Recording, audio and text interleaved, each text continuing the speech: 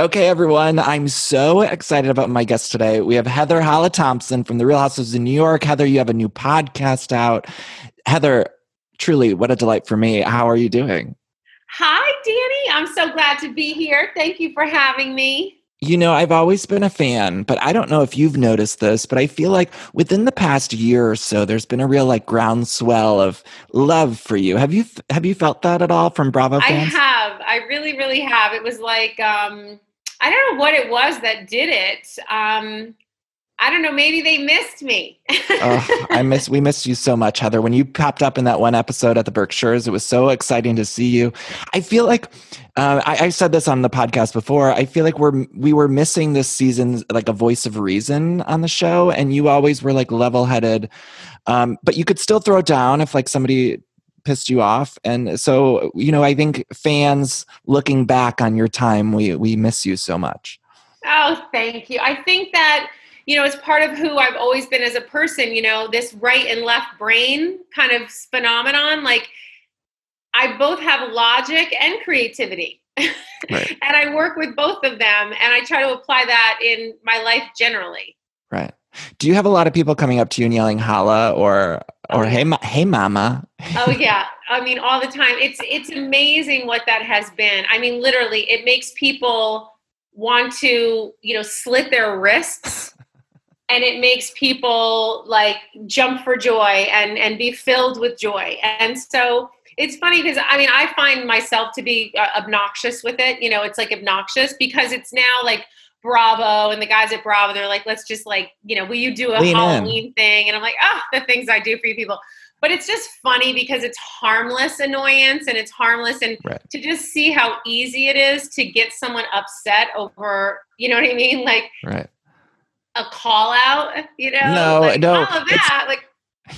Heather, it's pure joy. And in this time particularly, we need the pure joy. So please don't ever stop. I actually I meant to bring it out with me. I have a mama mug. It's one of those home goods mugs and it says mama. And I always call it my Heather Thomson mug. It's my, hey mama. Oh my gosh. I love that. I learned, that's part of my life, that word mama. Just it has to do with my history and the circles that I ran in, and just it's such a term of endearment to me. I've actually been accused of not knowing anybody's name, and that's why I call everybody mama. I'm no, that's not it. Just who you are. How are the kids? Speaking of mama, we got to see a lot of Jax's journey on the show. Jax is my number one Jax on Bravo. I don't count the other one, and so Exactly. I'm curious how he's doing. Imposter Jax. I always said to him, I'm your name is not even really Jax. You made it up. Right. And he's trash. But I feel flattered. No, he's great. So the kids are both doing amazing. I have teenagers now. So when I left the show, I had little babies. I had little kids. Ella was maybe 4. And so now I have teenagers, and it's very different around here. They're both doing great. We made some life decisions, and, we're still New Yorkers, and our apartment in New York is there, but we decided to take a hiatus from the city and try a different school up here in the Berkshires and a different experience. Just because the city is going through hardships, and I have 2 young teenagers, and we're on the Upper West Side, and there's a lot of stuff on the Upper West Side happening. And we have this home in the Berkshires, and after 9/11, everybody had their contingency plans, set. And we always said, if anything ever happens, we'll go to the Berkshires. Well, we are. Where were you? Forgive me if this is a little too heavy of a question, but where were you on 9/11? Were you working in the city? Yes, I was. And it's not too heavy of a question. It's I think our stories, our experiences are what mold us. Right. I was living in New York City at the time. My best friend, who's still a dear, dear friend of mine, she's still with us, thank God, Jody, worked at Windows on the World. So we were roommates for years. So I knew the staff at Windows on the World. I would always go up there with her because she was a catering manager there. And, Michael Delmonico was the chef. And it was just a very close-knit group of restaurateurs and event people. So I knew the people there very well. And when the first tower, the plane went into the first tower, I had gotten a phone call from my girlfriend, Eileen, and she's like, something's going on, turn on the news. And I watched the first plane hit the first tower. And we were like, where's Jody? where is Jody? I'm going to have the chills right now telling you this story. And we didn't find her for some time. She was in the subway when the first plane hit. And then when the second tower fell, she was, covered in debris. She was one of those that, didn't have any shoes. She, was lost. And then she ultimately lost almost every single person that she worked with. So it's still a trap. Obviously, it's still a healing wound for Jody. I mean, she has a brain tumor, cancerous brain tumor. She has a post-traumatic stress from 9/11. She's dealt with anxiety. So has Eileen. I've watched some of my girlfriends really have such reverb from that unbelievably dark day. The mental effect of it. I mean, of course, the physical too, but it's just, I'm someone who suffers with anxiety and depression, and I can't imagine the mental toll something like that takes. Okay, so a little bit lighter. You have the podcast. So can you explain to me, there was like a little bit of a controversy or something, right? Like I didn't know what happened. It was called In My Head, and now it's In My Heart, which I love both names. But can you explain what happened? The second name is actually better. I mean, sometimes when you're forced to take a deeper look or a closer look at something, you come up with a better solution anyway. So when you trademark a name, and your name is involved in that name, you know what I mean? It gives it some legs for a lot of people to use it.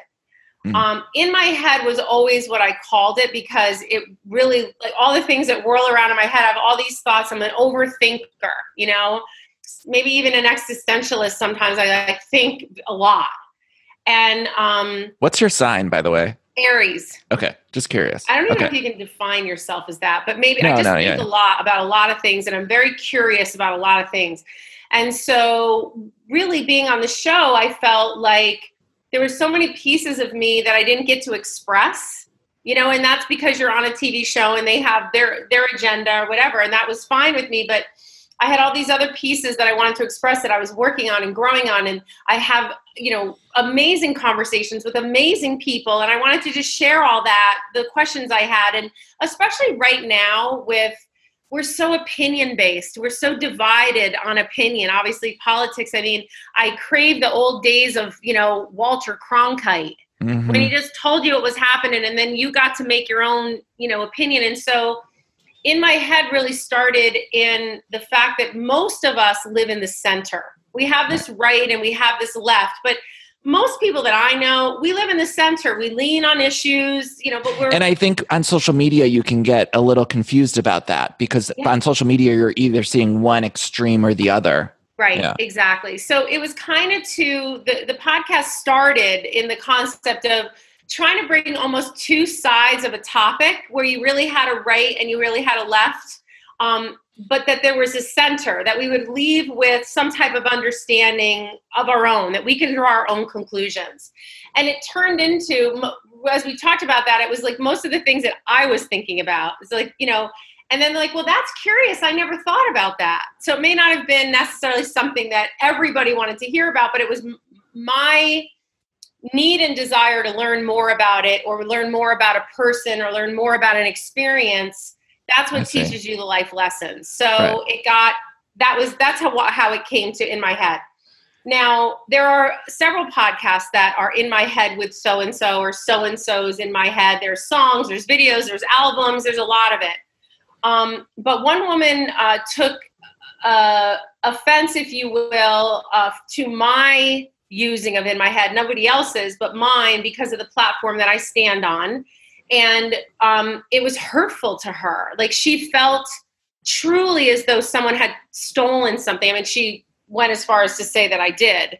I am in total legal right to use the name. I chose to step away. You chose to shift. Exactly, because that was a decision that I made. I wanted to move out of her way so that she could stop feeling like that. I have felt that way before. I'm a patented inventor. I've had people knock me off. I didn't knock her off. I'm not my podcast and hers are totally different. One has nothing to do with the other. But to clear up any confusion that she may have felt, it was easy for me to make the decision, especially given her pain. She was in such, and so it was an easy. And In My Heart is great too. It's a great title too. So it's great. Yeah, okay, so I did some re-recording, and here we are. Yeah, it's easy. Off and running again. So you've had Carol on the show. You just had Dorinda on the show. You had Adam Glassman. Is that how you say his name? Yes. Right. He's always on The View. I love when I see him on The View. Yes. He does the View Your Deals. And you had Tina Knowles on. Of course, Tina Knowles is a queen, an icon, and a legend. Who else is on your dream guest list? Well, I have so many people coming up. There's so many exciting podcasts. It's really about not necessarily a dream guest, in as much as, yes, that works, because life experience, people who have vast life experience and really amazing stories to tell, where we can say, hey, I'm going to use that in my life. Hey, I'm going to have that in my back pocket now. But it's also about topics and subject matter. Right. And like, one of my things is meditation. I've always been told that those people who are as fast as I am, like, need it the most, but it was always like very impossible for me to do. And so I've been on this journey of meditation for many years, and I have found that some of the rules that I've been told don't apply. And so I bring people in and I ask them that question all the time. Right. You know what I mean? So so it's a topic, it's a subject, it's a person. So some of the people you'll never have heard of, but when you listen to them on the podcast, you're like, whoa, that is a really cool person, man. Right. You know what I mean? So there will be celebrities and there will be big names. It's a good mix. It's a good mix of people, and RHONY fans, of course, can come for that stuff. But I think there's a lot of other great stuff too. And speaking of the RHONY stuff, there was an episode with Carol where you guys had talked about the trips on RHONY, and there was something that was in the episode that I was truly shocked by. You guys talked about drug use on the vacations. And first of all, I was shocked that it was in, because it's produced by Embassy Row, which also produces Watch What Happens Live. Your podcast is. Yeah. And so did you get any backlash about that? No, I mean, I didn't say anything that hasn't already been said. Right. Do you know what I mean? We're talking like 6 years ago. Yeah. And the truth be told is, my issue was never, I wouldn't even have an issue. Like, the pirate was there. It was the fact that Luann wanted me to say there was a bunch of Italians there and not the pirate. So what she did with the pirate, what was happening with the pirate, that was not my concern. It wasn't my doing. I was talking about it in relativity to getting my Housewives cherry popped. Right. Like, that was my first trip. And I was really talking about it in the context of how surprised I was. I came onto a show that had already had 3 seasons of history. And when I sat at a dinner with Sonia and Luann one night, they were having a fight based on past before me. And they were yelling at each other, and accusations were flying about this drug and that guy and this man. And I was literally like, holy shit. Right. Like, this is intense. Crazy. But I also have said in the same sentence, Luann is one of my funnest party friends. Like, I love hanging out with her and partying. I've had some of my fun, my most memorable, nights in New York City with Luann. So right. I'm not saying so those nights out, shocking. Yeah. But so those nights out, was it just alcohol? Or did you see a lot of other things? Like, what was going on? What do you want me to do? Talk about like cocaine and heroin and like mushrooms? Like, that's what we need to know. Are we really shocked about like narcotics in our country today? Like, I mean, like, are you worried about like, you've never heard of anyone throwing back a rail? Like, what can I say? I mean, this is not a big deal. Well, I think it's surprising because there's been times in the Housewives franchise, not just on New York, where there's been sort of like people dipping their toe. I think in one of the reunions, Sonia had said, Dorinda, of course you do drugs. Like, that was something that came out at one of the reunions. Or Married to Medicine, there was a cocaine accusation. And so I find it fascinating because I do feel like we as an audience do believe some of these things happen, but it's not something that has been necessarily showcased on the show. Does that make sense? Yeah, well, it's hard for them. I mean, we're talking like 6 years ago. It'd be hard for a producer to show me smoking a joint. Right. Like they were illegal back then. Do you know what I mean? Like, right. There's a lot of stuff that gets edited out of the show. A lot of stuff. And there's a lot of stuff that makes it in the show. And also the franchises are different. They have different production companies. They play by different rules. I mean, I remember watching one of the first seasons of Beverly Hills, and like Brandi Glanville and the Richard sisters were like on this big fight because like Brandi was accusing them of this and that or whatever. I mean, whether they're accusations, whether they're truths or not, I don't think anybody should be shocked in this day and age that like people, do cocaine, that people, party with, hallucinogenics or smoke pot and also drink alcohol. I don't think it's really a big deal. Did you hear anything about Scary Island? Were you familiar with that trip when you came onto the show, or did you ever hear any? I heard of course I've heard about it because it's like, New York, Housewives, like iconry, but like, I don't know what happened on that trip. I know that Kelly Ben Simone didn't ever quite recover from it.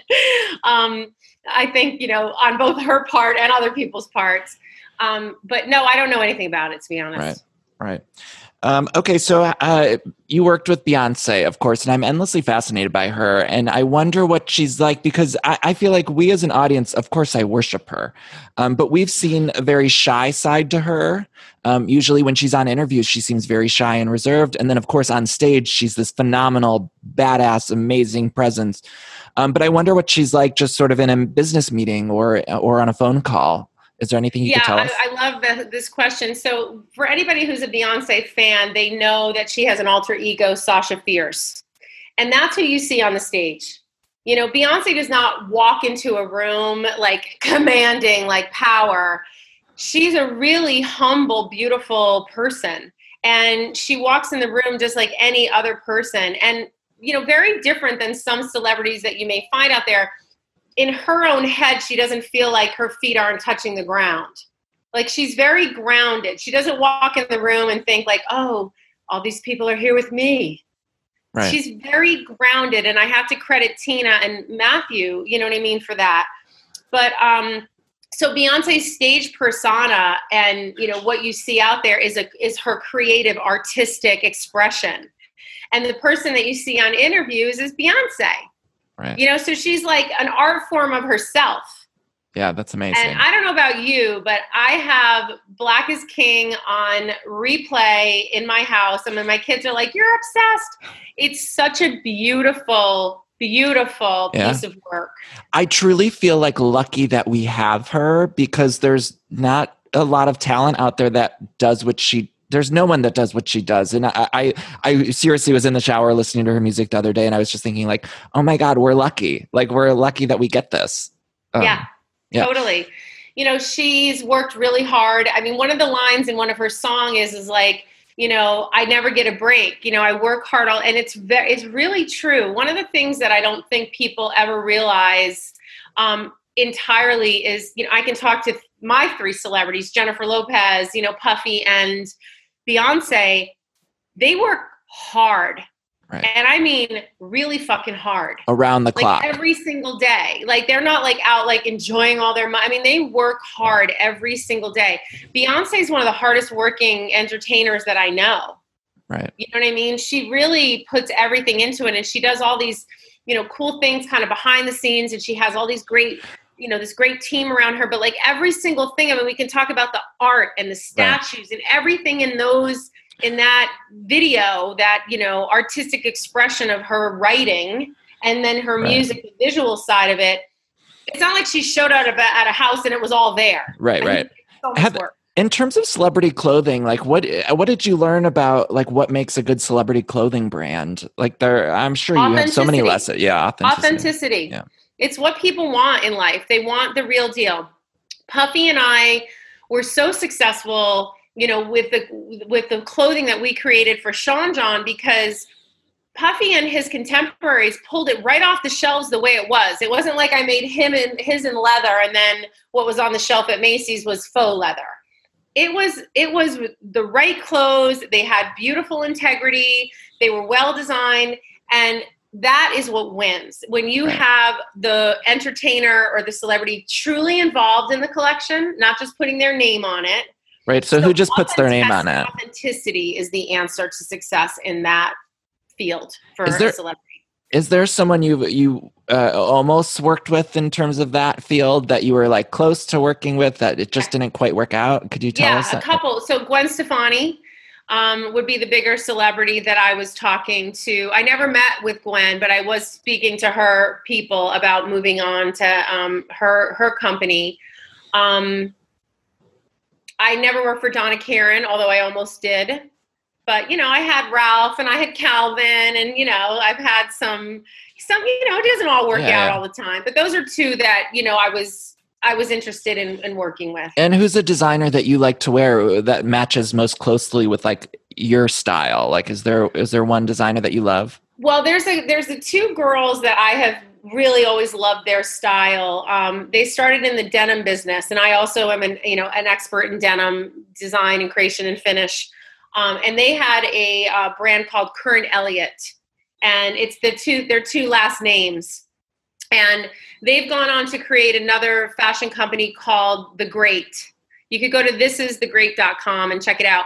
It's really beautiful, like everyday, kind of like, it's a little boho chic, you know what I mean? And just easy. And I really love their aesthetic and what they stand for.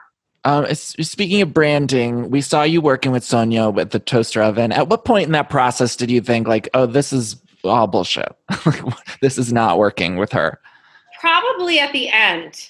Yeah. Honestly, like when we finished the photo shoot and, the box was ready to go, but I could never get her to really produce a toaster oven.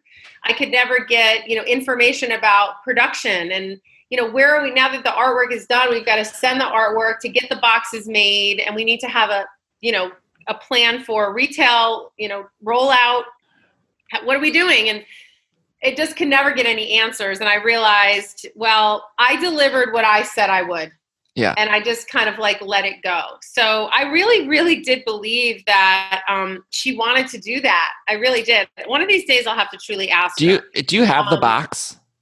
Do I what? Do you have the box? I have the photography. You should post it online on Instagram or something. I will. I have the photography. Oh my God, we'd love to see it. I have a couple of the takeouts, and I was going to frame one and give it to Andy for the clubhouse. You should totally do that, Heather. Oh my God, we'll love it. I will, if we see it on Instagram. Okay, so talk to me about leaving the show. Was it your decision? Was it a mutual decision? How did that happen? It was my decision, initially when I went in to talk to Andy, but he got it. Like I think they would have had me stay, but he also understood why I wanted to leave. I really was juggling a lot at the time. So much more than anyone really even knows. I was like feuding with my business partner. It was like really a difficult environment. And I was really running, I was working 3 full-time jobs plus being a mom. And I had people that answered that needed me, to be their leader. So I had people that were relying on me that I felt was responsible for. So when I looked at the show 3 seasons in, I really felt as though there had been a beginning, a middle, and an end for me. I felt like that last season, I was restricted in so many ways. My partner wouldn't let me film at Yummy, which I sold that business, right. Consequently. I really felt like less of a cast member and more than like a tag along. It really wasn't about my storyline and my life. And what they were seeing was such a small piece of me that I felt like why I joined the show to begin with, like all of those things had dissipated. They were watered down. Yeah. And so I decided it was time for me to, just move on. So when you talked to... I think it was the right decision because you got to listen to your gut. Right. When I woke up one day and I thought about filming and I was like, ugh, I'm like, then why am I doing it? Why are you doing it? You know what I mean? If I can look. So when you look at Dorinda, you guys just had a conversation on your show. Are you excited about what's to come next for her? Because now she's just sort of newly in it. I'm curious what your take is on all of that with Dorinda. 100%. I'm so, it's because it's not about like leaving the show. It's about the idea of having an experience, and that experience is in your rear view mirror and what is ahead of you. And listen, Dorinda and Carol were on the show for a lot longer than I was, but I said to both of them, I was excited when you left, not for the viewers, not for the show, not for those reasons. Personally, because there is a normalcy that you gain back there. You know, the show, and Dorinda explained it even better than I recognized when I was in it. It really truly can be all encompassing. Right. And, you know, I think it's up to you. Once you have that wisdom and you realize it, then you could say, wait, do I want to control the show, or do I want it to control me? Like, is it a job or is it my life? Like, you know what I mean? Like, what is it? Right. And I think when it comes to a reality show, it's hard to separate those things unless you've had life experience and the time on the show. I mean, I think I'll use Ramona as a really perfect example. Like, she separates them, even though she's been on it. And, you know, Ramona is who you see, and she could care less what people think about her. You know, she really has this like armor that she unapologetically walks in her own truth and light, whether you like it or not. Right. But then she goes home and she doesn't, I mean, I've had many conversations with Ramona off the show. We don't talk about the show. Right. Right. You know, so I think it can happen. I think Dorinda was saying it became all encompassing for her, and that's what made it weird when she left. But if she just thinks for a second, there's a whole big life out there. Right. So Bethany, you guys had a weird sort of relationship. Do you guys ever run into each other? What's the vibe between you now? Is there any? Yeah, I almost think the relationship got weirder, you know, funny enough. Like when Bethany and I met on the show, I had done her talk show. You know, we obviously had a lot in common in terms of women and, you know, business and things like that. But because of that reason, it was obvious that we were going to, you know, like when you think about the show in its form, that she was going to come out like gun for me. Like I wouldn't be her choice of a best friend. Now, I don't like, you know, show up to the game like that. You know, I really like relationships to organically happen or unfold, and I didn't force it. I felt she forced the conflict a little bit between us when we were on the show, and I got it. Right. And so then I just reacted to her naturally. If I thought she was right or it was a good idea, fine. If I thought it was bad or she was acting like a know-it-all, I would tell her. But then I think when she and Carol's friendship broke up, you know what I mean? I feel like maybe she felt like I chose a side or took a side. I don't, that's not who I am as a person. I form my own opinions. Just the fact of the matter is I have a relationship with Carol and I don't have one with Bethany. And that's where it stands. And how's Carol doing now? She's great. Yeah. Yeah. Raz is great. You know, she's working and she's doing her skincare, which she loves. You know what I mean? She's a consultant for Violet Gray. And so she gets to write. I mean, she always has been very obsessed with skincare and her skin. And she's traveling a lot. She's getting outside of her comfort zone in New York City. She bought a car and she's traveling and checking out places. And yeah, Raz is a good one, you know? She's a good one. So there's all this, in 2020 now, everyone's looking at the network in particular and saying, you know, people want changes, particularly on a franchise like New York City, where they're saying we should have more diversity, which I completely agree with. And I believe you've said, I've heard you, I think on your podcast or in interviews say that you had actually recommended certain women to join the franchise that were women of color.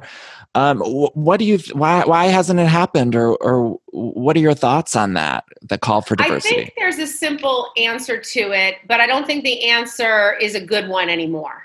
And I think at the beginning, it was truly the way the show was designed.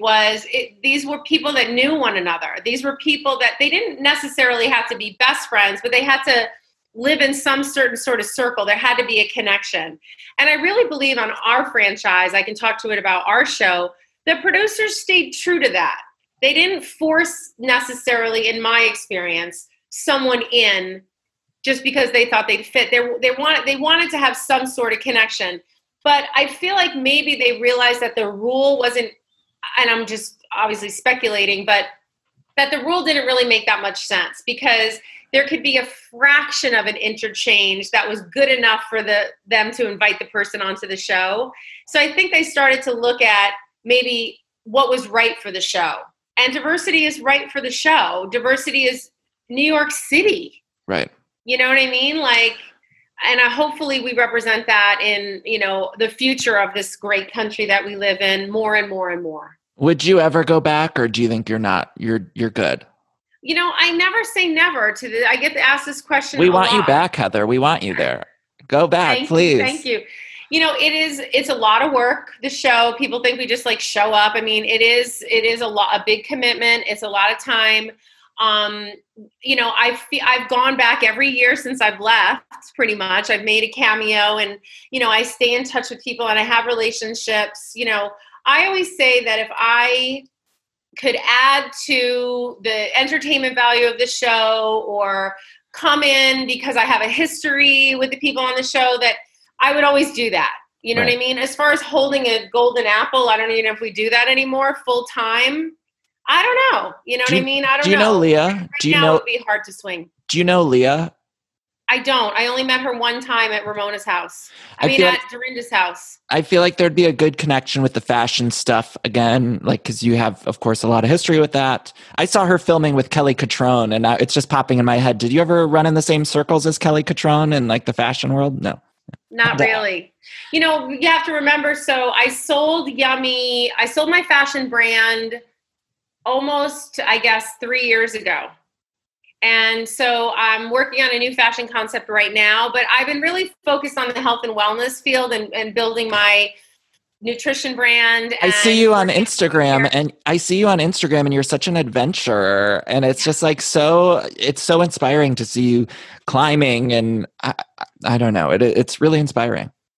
Thank you. It's important for us to get outside and clear our minds and challenge our bodies and detach and check out of the world, especially with social media and all the things that we're doing. And so when I sold Yummy and I left the show, I just needed an outlet for Heather. You know what I mean? Like a little time for me. I was really feeling like I needed that. And listen, I'm a Berkshire girl. I've always been an outdoors girl. I've always been, an avid skier. And, I was a 4-letter varsity winner in high school. I'm an athlete. I love to be working my body outside. So mountaineering was something that I had done around the Berkshires, you know what I mean? And in Colorado, 14ers or whatever.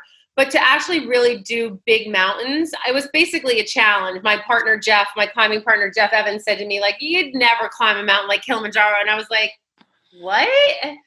Next thing you know, we were climbing up Mount Kilimanjaro. And so it was fulfilling for all of us. It was an incredible epic trip, our Kili trip. And so we've continued to do them every year. And so, you guys can come. I know I'm going to have to come. I know I want to come to one of them. I'm going to come to one of them. I want to. You're incredible. Okay, Heather, you've done all of this stuff. You've done all of these. You've had a lot of businesses. You mentioned you've had patents before. Is there one piece of advice that most sticks out to you? I'm sure you have a million lessons you could share to young entrepreneurs, but is there like one thing or a couple things that really you hold on to in terms of entrepreneurship? Yeah, I always say fail fast. Because failing is inevitable. It's inevitable. But I don't like to use the word failing necessarily. I say fail fast. But one of the adages I've always used is it's only a mistake if you make it twice. The first time it's a lesson. So we need to learn our lessons, and then we need to leave them behind, leave that experience, you know what I mean, behind, and like, why did it happen? Or like, don't get too caught up in, that you hit the mat. How did you get back up off the mat? And then how did you carry that suitcase of knowledge with you onto the next project and the next project and the next project? So you want failure, you want conflict, you want disagreements. Those things are what, build character. That's what builds our life lessons and our wisdom. So don't be afraid of failure, and don't have anyone tell you like, oh, be very careful. Actually be open to failing. Yeah, fearless, and you're gonna figure it out. Heather, just talking to you, I didn't write this question down, but you're such a positive person, and now especially I'm noticing that in so much in people when somebody is positive, because the way 2020 is, it beats us all down, and I feel like I myself feel that way. I'm naturally a positive person, but it's been tough. And how do you stay positive? Does that make sense? Is that a silly question? It does make sense. I mean, I think that every single day is a new day. And we have takeaways from the day before. And, I think that even with this horrible pandemic and the horrible division in our country, I said this on my podcast with Dorinda, as much as sometimes you feel like things are upside down, they might just actually be righting themselves. And, even with like Black Lives Matter and all this hate and the Republicans and the Democrats and, the partisanship, I call Trump the Windex administration, because it is clear that we are divided. And for me, it's not really about policy. It's about values. We're divided by our values. And so we need to address those things. It's not about policy. I mean, Republicans only have like really 3 things that they fight about. You know what I mean? And one of them is abortion. Like, what's really going on here? And so I try to take the positive is that, we've been talking about, equality for, Black Americans, since Selma, and we're still talking about it. When are we going to actually actionably, make a change? Now, I'm not going to say that there hasn't been huge, progress, but I think right now with the Windex, and all the windows are clear, people are grappling with the fact that they have different value systems than other people. And just because we're Americans doesn't mean we are built on the same values. And because you carry a different value system than I do, it shouldn't be a situation where I hate you or you hate me. For me, I think that the timeliness and the opportunity is it's an opportunity for me to understand you. Right. You may not look like me, talk like me, think like me, but by that very, nature in itself, you give me pause to think about something differently or maybe have a new perspective on it. So I think we actually are in a moment in time that we have to really start to celebrate the differences that can bring us together, where we can understand each other, and let go of some of the differences that unfortunately are. Some of them are a product of an upbringing. Some of them are inbred. Some of it is, our own education system here in this country and teaching history. Maybe not like American history should be like from kindergarten through 12th grade. American history, right. Pop culture, current events, topics. I'm no teacher and I don't know the first thing about, like the curriculum. But I only know from my experience and my children, and they've had better educations than I did, how much time we're spending on that. But the good news is, again, with all of this conflict, my daughter at 13 years old is so involved with this country and knowing what's happening. When I was a kid growing up, that was adults' conversation. Right. Me too. That was not children's conversation. And you better goddamn well believe it is a child's conversation. And we better start teaching our children now at a young age about the division and about the politics and the corruption and all this shit. Like, I didn't know about big food and big pharma till I was 40. Right. You know what I mean? It's great. I mean, looking at the youth, that is one of those bright spots I think we can all see in 2020, where it feels like, okay, the youths are hopefully, they're grasping a lot of this stuff. So that's good. Yeah. That's so positive. As long as you may feel hopeless, and I think it's okay to grovel sometimes, to be like, I feel like shit, God damn it. Right. And today's going to be a bad day. Yeah. Today's going to be a shitty day. I'm not going to get out of bed. It's okay to have those days. We all have those days. Also, if you really allow yourself that, you don't stay in bed for long. Right. Unless you really feel depressed, and even that runs its course. You know what I mean? But most of the time, if you allow yourself the moment and you give yourself the permission to actually wallow in it and feel a little sorry for your fucking self, you know what I mean? You don't stay there for long. You're like, well, I can't stay in this bed and cry forever. I'm hungry. I'm going to get up. And life starts to come. And you realize also, we worry too much. We have to not worry so much, because the universe does have our backs, and there is a bigger plan. I believe in that. And that's my optimism. That's where it comes from. A bigger picture. It's bigger than me, as Beyonce would say, bigger than you, bigger than we. I also think there's something to be said when it comes to friendships. I always appreciate when somebody, if I'm feeling like shit and I tell a friend I'm feeling like shit, I always appreciate when they say, oh, this sucks right now, instead of trying to always pull me out of it. Sometimes I do need a friend to pull me out of it, but sometimes I just want them to say, like, yeah, this sucks right now. Like, just acknowledge that what you're going through is shitty. But there's it's the pendulum swing of the world, right? I mean, I look at the world through the eyes of, a pendulum. And, we've been way too far one way, whether it's women's equality, voting rights, equal, rights, civil rights, like all this stuff. The pendulum goes this way, and then it's going to come back this way. Now, if you're like a white man, you suck. You know what I mean? Like, if you're a white boy, like, you suck now because you've had it so much better than everybody else for so long. Now we got to put you on the bad side. But that's nature. Eventually what happens with the pendulum is it slows, it steadies, it finds its equilibrium, and it lands where? In the middle. Yeah. Right in the middle. And so you need that extremity. It's part of life. It ebbs and flows. But what we need to do, I think, more as humans and for humanity is sit with it, reflect on it, try to understand the other side. When I look at politics today, I mean, honestly, like, I'm so tired of everybody. You know what I mean? Like, we don't even talk about the issues. We just talk about who's right and wrong or who's powerful and who's going to beat who. Can't we really talk about the issues? Yeah. Yeah, and, I mean, it's infuriating. I mean, we need to get there again. Hopefully the youth will help us. I have hope because I watch my children. I love that. Heather, I could talk to you forever. I don't want to keep you much longer, but I do have a couple lightning round questions for you. Who would you choose if you were choosing for People Magazine Sexiest Man Alive? You can't choose Jonathan, although I think we can all agree that Jonathan, your husband, is very sexy. But who would you choose?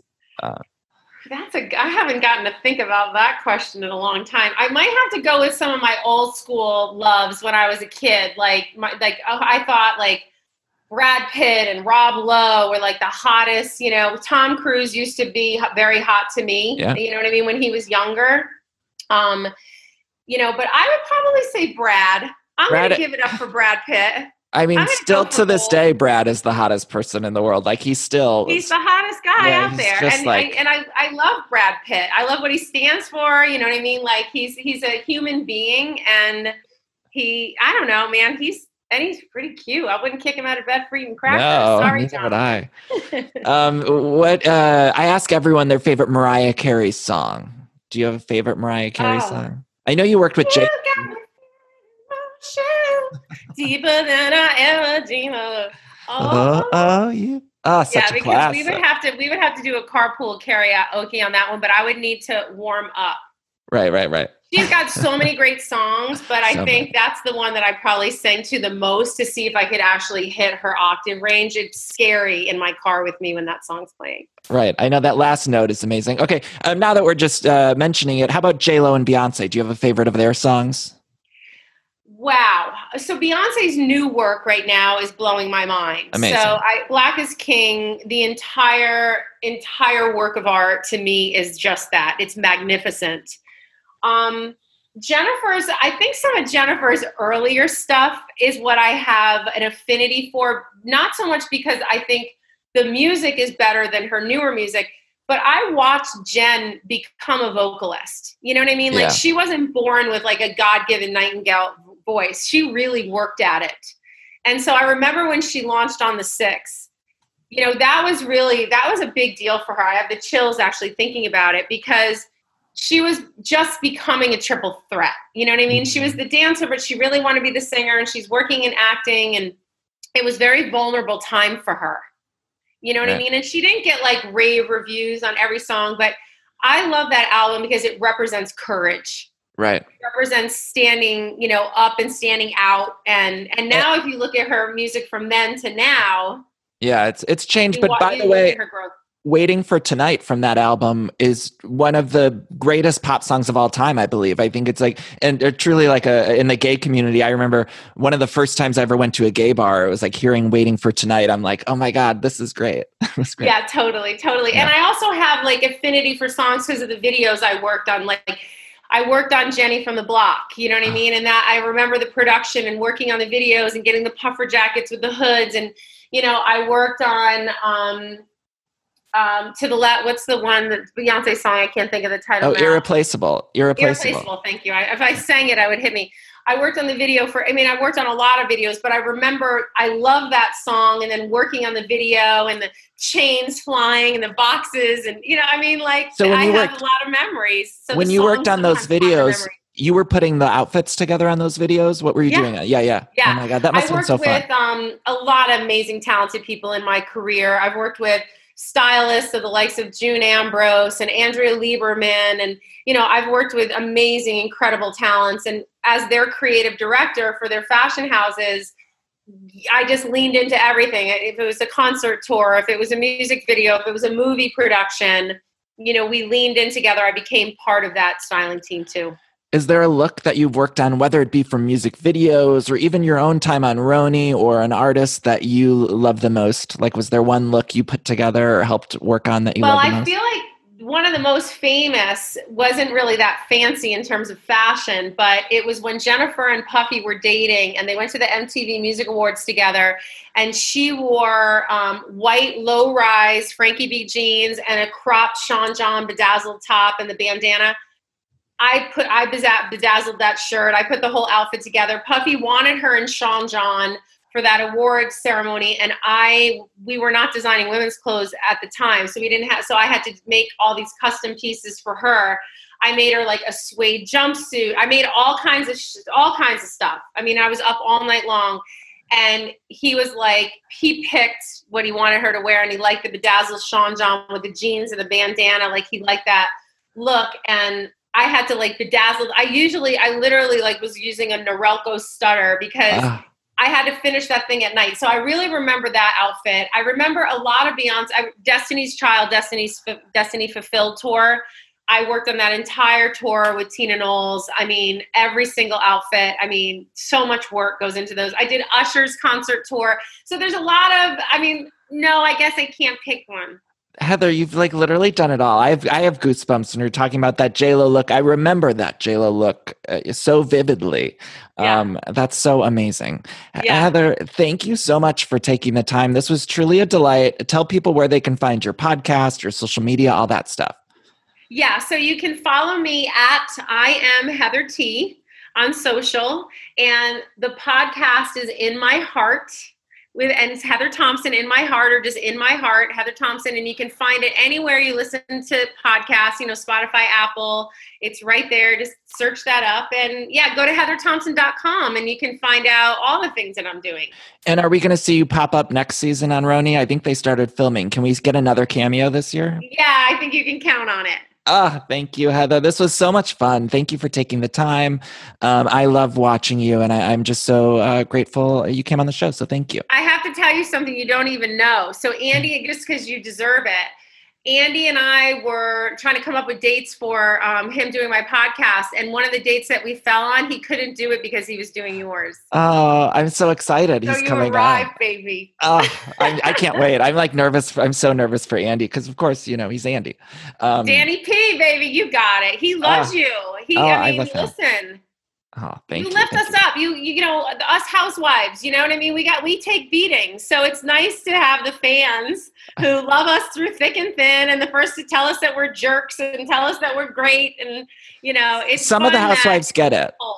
Some of the housewives get it, like they like the humor and stuff. And then, of course, there's other housewives who don't feel that way. But I can speak for the RHONY fans. It's like, Real Houses of New York, to me, I truly believe is like the greatest show on television. Like, there are problems. Of course, we'd like more diversity and stuff like that. But from an entertainment value, even this year in particular, I'm like watching and so grateful that we had this show in 2020, which is just a way for us all to escape. And so I'm so grateful to all of you ladies for your service. And I go back and watch the old seasons and everything.